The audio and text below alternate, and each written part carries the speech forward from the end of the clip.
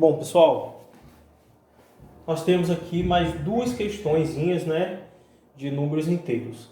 E aqui já envolvendo um pouco dos sinais e também das operações, porque quando a gente pensa em situações opostas, a gente pode pensar que é uma simetria.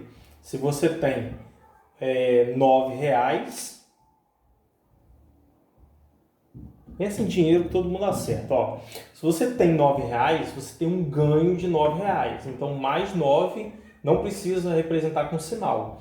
Aí vem a pergunta aqui da terceira questão. Responda. Qual é o oposto do oposto de 9? Gente, o oposto de 9 é... Pensa só, se você tem 9, você tem mais 9, é um ganho.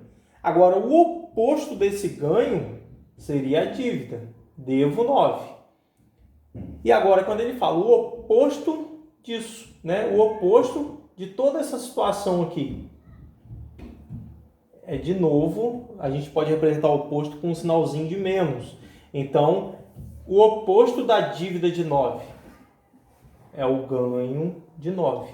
Repara que o oposto do oposto, a gente volta no próprio valor, né? Envolvido aí na questão. No próprio 9, mais 9. Que números inteiros são? Ó, imagina, menos do menos 10. Então, quando a gente tem isso, a gente pode começar a pensar a partir do centro aqui, ó, do núcleo. Se você deve 10, menos o menos 10 é o oposto da dívida de 10. Vai ficar o ganho de 10. E agora, quando a gente pensa nesse sinalzinho aqui, ó, a gente está pensando assim, ó, o oposto do ganho de 10 é a dívida de 10. Aí, então, qual é o maior número inteiro menor do que o menos 9? Vamos imaginar, se você deve 9, já é uma situação de dívida. Já é uma situação de que você representa o número com sinal negativo antes. Então, se você deve 9, você está numa situação ainda melhor do que quem, por exemplo, deve 10.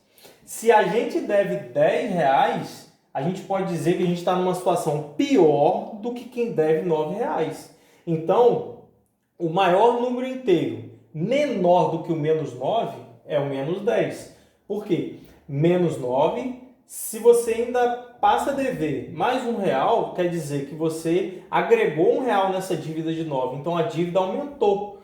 Porém, o que você tem diminuiu. Então, a gente tem menos do que tinha antes.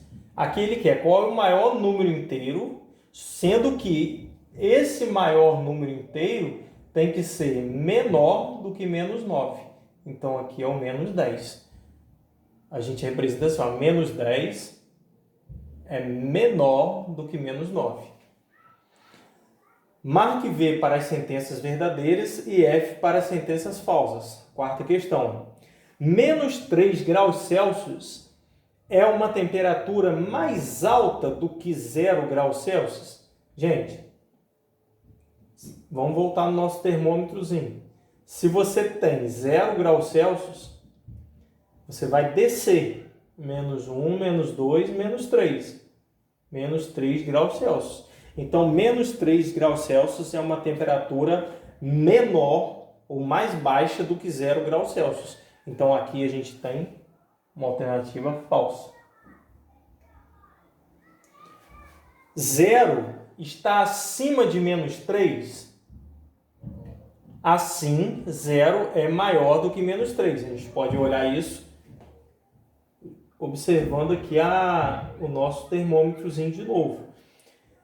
0 está acima do menos 3 graus Celsius. Então, 0 é maior do que menos 3 graus Celsius. A gente pode dizer assim, ó, 0 é maior do que menos 3 graus Celsius. Ou menos 3 graus Celsius é menor do que 0. Lendo daqui para lá, 0 é maior do que menos 3 graus Celsius. Lendo de lá para cá, menos 3 graus Celsius é menor do que 0. Então a gente tem uma sentença verdadeira.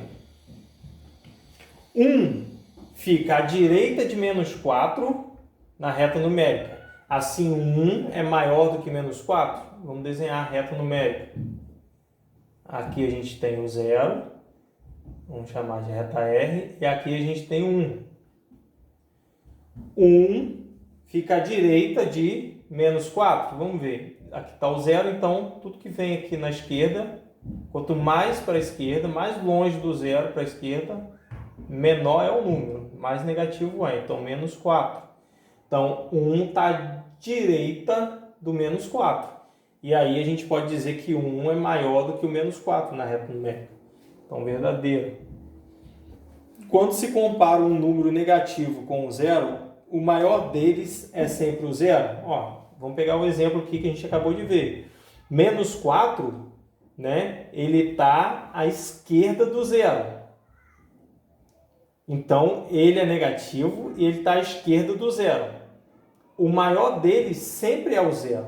Claro, todos à esquerda do 0 são negativos. O 0 vai ser o maior deles. Então, a sentença também é verdadeira. E assim a gente está terminando as nossas duas questões.